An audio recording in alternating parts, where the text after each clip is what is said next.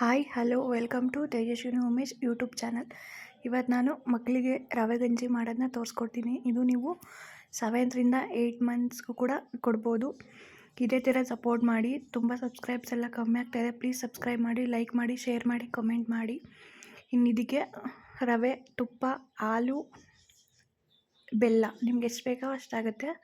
ಮತ್ತು ಈ ಥರ ಕಡಾಯಿನ ನೀವು ಆದಷ್ಟು ಯೂಸ್ ಮಾಡಿ. ನಾನು ಓದ್ ವೀಡಿಯೋದಲ್ಲೂ ಕೂಡ ನಿಮ್ಗೆ ಹೇಳಿದ್ದೆ, ಈ ಥರ ಕಡಾಯಿಲಿ ಸೀಕ್ಲು ಬರೋಲ್ಲ. ಸೀಕ್ಲು ಬಂದಷ್ಟು ಮಕ್ಕಳು ಚೆನ್ನಾಗಿ ತಿಂತಾರೆ. ನಾನಿಲ್ಲಿ 2 ಸ್ಪೂನ್ ಆಗೋಷ್ಟು ರವೆ ಹಾಕ್ಕೊಂಡು ತುಪ್ಪ ಹಾಕ್ಕೊಂಡು ಹುರ್ಕೋತಾ ಇದ್ದೀನಿ. ಅದು ಆಲ್ಮೋಸ್ಟ್ ಬ್ರೌನ್ ಕಲರ್ ಆದ ತಕ್ಷಣ ಅದನ್ನು ಎತ್ಬಿಡಿ. ಮತ್ತು ಅದಕ್ಕೆ ತಕ್ಕನಾಗಿ 1 ಲೋಟ ನೀರು ಹಾಕಬೇಕು. ಕರೆಕ್ಟಾಗಿ ಅಳತೆ ಇಟ್ಕೊಂಡೆ ಹಾಕಿ. ತೆಳ್ಳೆ ಆದಷ್ಟು ಮಕ್ಕಳು ತಿನ್ನಲ್ಲ, ಗಟ್ಟಿಯಾದಷ್ಟು ಮಕ್ಕಳು ತಿನ್ನಲ್ಲ ಇದನ್ನು. ಅದು ನೀರು ಚೆನ್ನಾಗಿ ಕುದಿಬೇಕು. ಅಂದರೆ ರವೆ ಗಂಜಿಯಿಂದ ತುಂಬ ಬೆನಿಫಿಟ್ ಇದೆ. ತುಂಬ ಜನ ಹೇಳ್ತಾರೆ ಸ್ವೀಟ್ ತಿಂದರೆ ಮಕ್ಳಿಗೆ ಜೇನುತುಳ ಆಗುತ್ತೆ ಅಂತ. ಆದಷ್ಟು ಸ್ವೀಟ್ ತಿಂದರೂ ಕೂಡ ಮಕ್ಕಳು ಕೂಡ ವೆಯ್ಟ್ ಗೇನು ಕೂಡ ಆಗುತ್ತೆ. ಮತ್ತು ಅದಕ್ಕೆ ಹಾಲೆಲ್ಲ ಕುದ್ದಾದಮೇಲೆ ಅದಕ್ಕೆ ನಾವು ಆವಾಗವಾಗ ಈ ಥರ ಹಾಲು ಒಡೆದೇ ಇರೋ ಥರ ಅದನ್ನು ನಾವು ಮಿಕ್ಸ್ ಮಾಡ್ಕೊತಿರ್ಬೇಕು. ಒಂದೊಂದ್ಸಲ ಹಾಲು ಕೂಡ ಒಡೆದೋಗುತ್ತೆ, ಅದನ್ನು ನಾವು ನೋಡ್ಕೊತಾ ಇರಬೇಕು ಆವಾಗವಾಗ.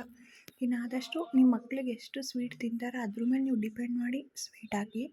ತುಂಬಾ ಸ್ವೀಟು ಕೂಡ ಹಾಕಬೇಡಿ, ಲೈಟಾಗಿ ಹಾಕಿ ನೋಡಿ. ಅಂದರೆ ಟೇಸ್ಟ್ ಮೇಲೆ ಅದು ಡಿಪೆಂಡ್ ಆಗುತ್ತೆ. ಅವ್ರಿಗಂತೂ ತುಂಬಾ ಇಷ್ಟ ಆಗುತ್ತೆ. ಇವಾಗ ಸ್ವೀಟ್ ಎಲ್ಲ ಕರಗಬೇಕು. ಸ್ವೀಟ್ ಕರೆದಷ್ಟು ಅವ್ರಿಗೂ ಸ್ವೀಟ್ನೆಸ್ ಎಲ್ಲ ಗೊತ್ತಾಗುತ್ತೆ. ಬೆಲ್ಲ ಎಲ್ಲ ಕರೆದಷ್ಟು ಅವ್ರಿಗೂ ಸ್ವೀಟ್ನೆಸ್ ಎಲ್ಲ ಗೊತ್ತಾಗುತ್ತೆ.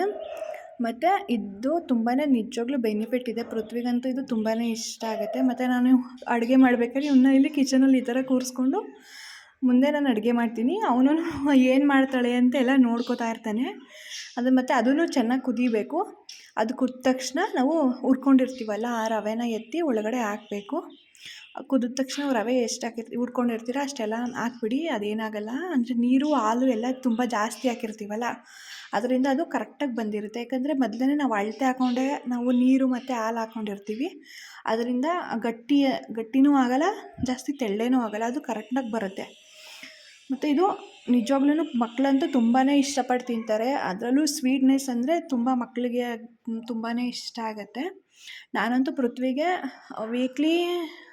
ವೀಕ್ಲಿಗಿಂತ ದಿನಕ್ಕೆ ಒಂದ್ಸಲ ಆದರೂ ಕೊಡ್ತೀನಿ. 1 ದಿನಕ್ಕಿಲ್ಲ ಅಂದರೆ 2 ದಿನಕ್ಕೆ ಒಂದ್ಸಲ ಆದರೂ ನಾನು ಅವನಿಗೆ ಕೊಡ್ತೀನಿ. ಮಕ್ಕಳಿಗಂತೂ ತುಂಬಾ ಇಷ್ಟ ಆಗುತ್ತೆ. ಅದು ಜಾಸ್ತಿ ತೆಳ್ಳೆ ಆದ್ರೂ ಮಕ್ಕಳಿಗೆ ಚೆನ್ನಾಗಿರಲ್ಲ, ಗಟ್ಟಿ ಆದ್ರೂ ಚೆನ್ನಾಗಿರಲ್ಲ. ನಾನು ಪೃಥ್ವಿಗೆ ಈ ಕ್ವಾಂಟಿಟಿಲಿ ಕೊಡ್ತೀನಿ. ಅವ್ನಿಗೆ ಇಷ್ಟು ತಗೊಂಡ್ರೇ ಸಾಕು. ಇಷ್ಟಿದ್ರೇ ಅವನಿಗೆ ತಿನ್ನೋಕ್ಕಾಗೋದು. ಜಾಸ್ತಿ ಗಟ್ಟಿ ಆದ್ರೇ ತಿಂತಾ ಅವ್ರಿಗೆ ಸ್ವೀಟ್ನೆಸ್ ಬೇರೆ ಇರುತ್ತಲ್ಲ, ತಿಂತಾ ಅವರು ಅಂದ್ಬಿಡ್ತಾರೆ. ಅದಕ್ಕೋಸ್ಕರ ನಾನು ಸ್ವಲ್ಪ ತೆಳ್ಳಗೆ ಮಾಡ್ಕೋತೀನಿ. ಮತ್ತು ಅವನಿಗೂ ಕೂಡ ತುಂಬಾ ಇದು ಇಷ್ಟ ಆಗುತ್ತೆ. ಮತ್ತು ಫೈನಲಾಗಿ ಈ ಥರ ಬರುತ್ತೆ. ಮತ್ತು ಮಕ್ಕಳು ಅಂತೂ ತುಂಬಾ ಚೆನ್ನಾಗಿ ತಿಂತಾರೆ. Thank you so much. Love you all.